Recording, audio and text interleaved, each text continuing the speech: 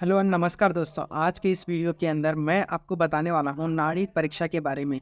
जैसे कि हम सभी लोग जानते हैं कि नाड़ी परीक्षा जो होता है वो हमें पंचकर्म में देखने को मिलता है। और डॉक्टर जो होते हैं वो डॉक्टर्स हमें सिर्फ पल्स चेक करने के लिए ही देखते हैं बेसिकली। क्योंकि जब भी हम लोग कुछ इस तरीके का काम करते हैं तो हमें पंचकर्म में ज़्यादातर लोगों को नाड़ी परीक्षा देखने को मिलता है। यहाँ पे 3 नाड़ियों का वर्णन किया गया है। 3 नाड़ियों का वर्णन किस तरीके से किया गया है? एक हो गया वत, दो हो गया पित्त और तीसरा हो गया कफ। और यही तीनों चीज़ों मिलाकर हमें नाड़ी परीक्षा कहा जाता है। तो मैं आपको पंचकर्म में जो नाड़ी नाड़ी का परीक्षा किस तरीके से हम लोग सावधानियां बरतना चाहिए, जो कि आजकल के टाइम पे और ये सभी चीज़ें ज़रूरी होता है। देखिए दोस्तों, तो चलिए शुरुआत करते हैं। हेलो और नमस्ते, मेरा नाम सूरज कुमार है और आप देख रहे हैं राजीव दीक्षित पंचकर्म चिकित्सा हेल्प सेंटर में। आप सभी लोगों का तहे दिल से स्वागत करता हूं। और इसके साथ साथ हम रोगों को लेकर और क्रोनिक डिसीज पे काम करते हैं, जो कि अगर आप एक हेल्थ से रिलेटेड कुछ भी बीमारी है या पुराने से पुराने रोग है तो हम इसके ऊपर इलाज करते हैं। तो चलिए शुरुआत करते हैं। सो नंबर 1 इज़, जैसे कि आप सभी लोग जानते हैं कि जब नाड़ी परीक्षा हम लोग करते हैं तो किन किन चीज़ों का ध्यान रखना चाहिए। तो हम 6 चीज़ों के बारे में बात करने वाले हैं। नंबर 1 इज़ कि नाड़ी जो होता है वो इस तरीके से पकड़ना चाहिए। अगर आप मेंस को पकड़ते हैं तो राइट साइड, अगर आप लेडीज़ को पकड़ते हैं तो लेफ्ट साइड, क्योंकि इसमें कुछ चेंजेस होता है।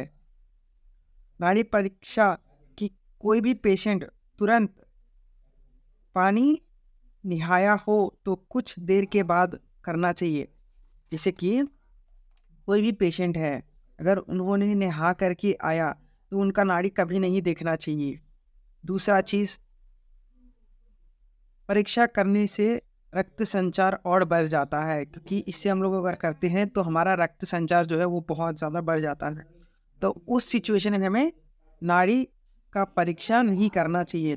दूसरा, जिसने तत्काल भोजन किया हो उसकी नाड़ी कभी नहीं देखनी चाहिए।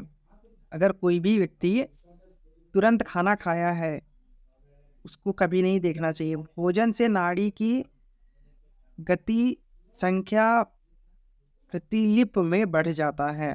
ठीक है ना? तो समझ में आ गया। तीसरा, जोर से भूख लगने पर नाड़ी नहीं देखना चाहिए। अरे, मुझे ना कस के भूख, तब नाड़ी नहीं देखना चाहिए। भोजन करने के बाद या विश्राम करने के बाद या उपरांत ही उनकी नाड़ी देखना चाहिए। भोजन, लोग तो भोजन करते हैं या विश्राम करने के बाद भी उनकी नाड़ी देखना चाहिए। या कोई भी व्यक्ति हो गया तो जब खाना खा लिए हैं या खाना खाने के बाद विश्राम करने के बाद उपलब्ध है तब नाड़ी देखना चाहिए।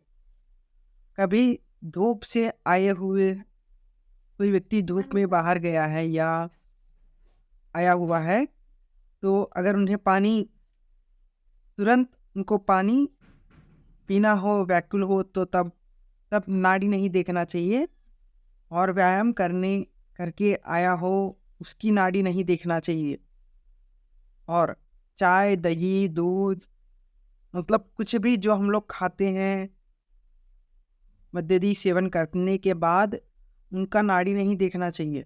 तो आज के इस पर्टिकुलर टॉपिक में हमने कुछ चीज़ों को लेकर डिस्कस किया था कि नाड़ी कब कब नहीं देखना चाहिए। खाना खाने के बाद, विश्राम करते समय देख सकते हैं तब कोई दिक्कत नहीं है, सुबह में खाली पेट देखना चाहिए। तो आज के लिए बस नहीं, मिलते हैं नेक्स्ट वीडियो में। Until then bye bye, good bye दोस्तों।